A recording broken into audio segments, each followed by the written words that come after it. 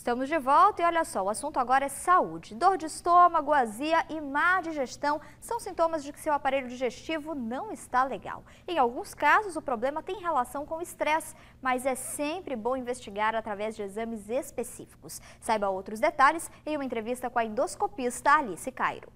Pois bem, amigos do Fala Bahia da TV Salvador, vou conversar agora com a endoscopista digestiva, exatamente, doutora Alice Cairo. Vamos falar sobre prevenção e cuidado do aparelho digestivo. Doutora, quais são os problemas mais comuns, as doenças mais comuns no aparelho digestivo, que são mais facilmente identificáveis? Tudo bom? Tudo bem, Fábio, como vai?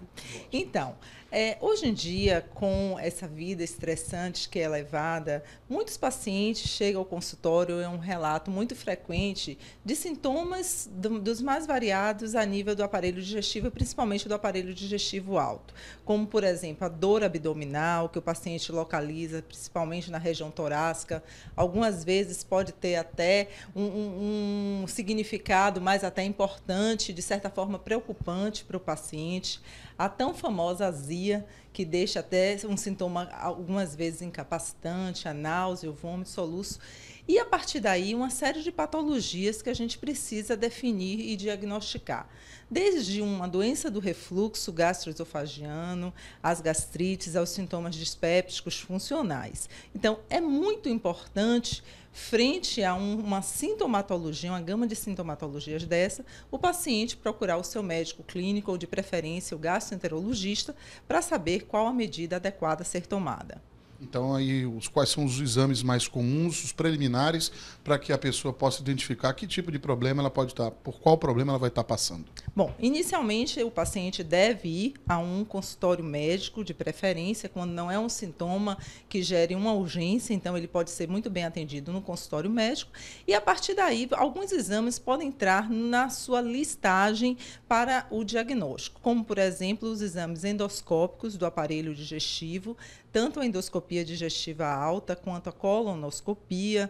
Pode também pensar em alguns outros exames de imagem, como ultrassonografia, tomografia. Isso, na realidade, vai depender do que foi avaliado na consulta médica e, a partir daí, definido qual o diagnóstico a ser estabelecido e possível tratamento a partir de então. Vou fazer uma pergunta aqui. Gastrite. Tem gente que diz, eu peguei uma gastrite porque passei por um distúrbio emocional, fiquei muito nervoso. É isso mesmo, doutor? Ou isso é um mito? Então, nós sabemos que a crença popular faz com que mitos sejam adquiridos e por aí levados com um tempo muito grande.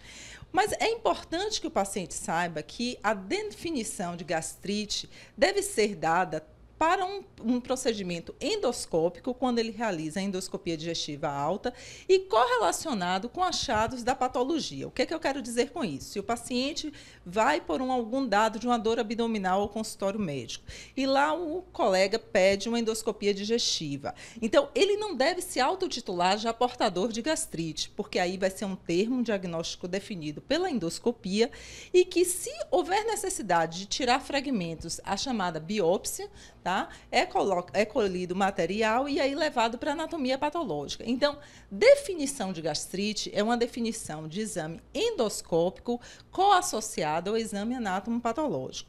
Nada impede que o paciente, com isso, tenha sintomas a serem investigados, mas deve não incorporar esse mito da gastrite nervosa, da gastrite por estresse. Pronto, está bem explicado. Gastrite pode virar úlcera, doutora? Não, gastrite não vira úlcera, tá certo? Existem, vamos dizer assim, determinadas causas que podem levar a gastrite, que podem levar a úlcera. Então, temos o uso de alguns medicamentos, temos o H. pylori, o Helicobacter pylori, que é uma bactéria que coloniza o estômago, que ela pode ser responsável pela formação não só de gastrite, como de úlcera. Mas, normalmente, quando o evento é estabelecido, ou é uma gastrite ou é uma úlcera. Não existe aquele dado de uma gastrite mal cuidada, maltratada ou crônica que vai virar a úlcera. Bom, de quanto em quanto tempo a pessoa, por exemplo, que a princípio não tem nenhum sintoma, deve ir ao gastro? Bom, aí a gente está falando de uma prevenção. Tá certo? Então, um paciente assintomático que ele quer fazer uma rotina, uma visita, uma consulta, o famoso check-up, para avaliar se tem alguma patologia do aparelho gastrointestinal. Então, está definido o quê? Do ponto de vista da endoscopia digestiva alta, nós não temos um rigor de rastreamento como temos para a endoscopia digestiva baixa ou a colonoscopia. Então, a nível da endoscopia digestiva alta, para aqueles pacientes assintomáticos, normalmente ficam relatos quando tem um histórico familiar de um câncer gástrico, um histórico de uma positividade de H. pylori na família, então esse paciente deve ser encaminhado. Porém, já na colonoscopia, que é a endoscopia digestiva baixa, o que está definido é que todo paciente com idade maior ou igual a 50 anos, sem sintomas, sem relato familiar, deva procurar um médico clínico, endoscopista, gastroenterologista ou de qualquer especialidade que o faça acompanhamento regular para fazer a colonoscopia. É um procedimento que realmente é importante, que muda a evolução natural de um câncer de intestino grosso, quando diagnosticado precocemente, com viabilidade, inclusive, de tratamento na colonoscopia, quando é possível. Bom, então estão todas as dicas aí de uma profissional. Aliás, foi uma aula para você que está assistindo aí o Fala Bahia na TV Salvador. Doutora, muito obrigado. Até uma próxima vez. E a nossa comunidade também, os nossos telespectadores estão agradecendo, com certeza, e estão mais bem informados. De volta para os estúdios da TV Salvador. Esse é o Fala Bahia.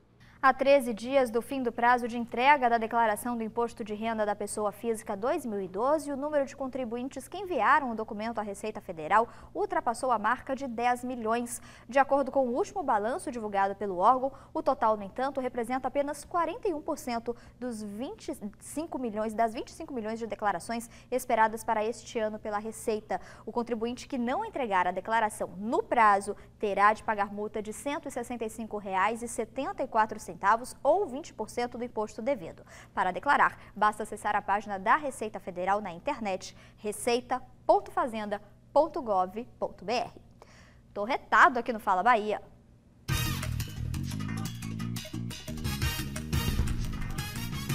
Eu estou muito retada porque meu ex-patrão me demitiu e não me pagou nem meu aviso prévio. Me prometeu dizendo me pagar e até então não me pagou nada. E por isso eu estou retada. E a seguir, a Blitz do Fala Bahia registra um perigo para os pedestres que circulam pela Pituba. É um instante só, não saia daí.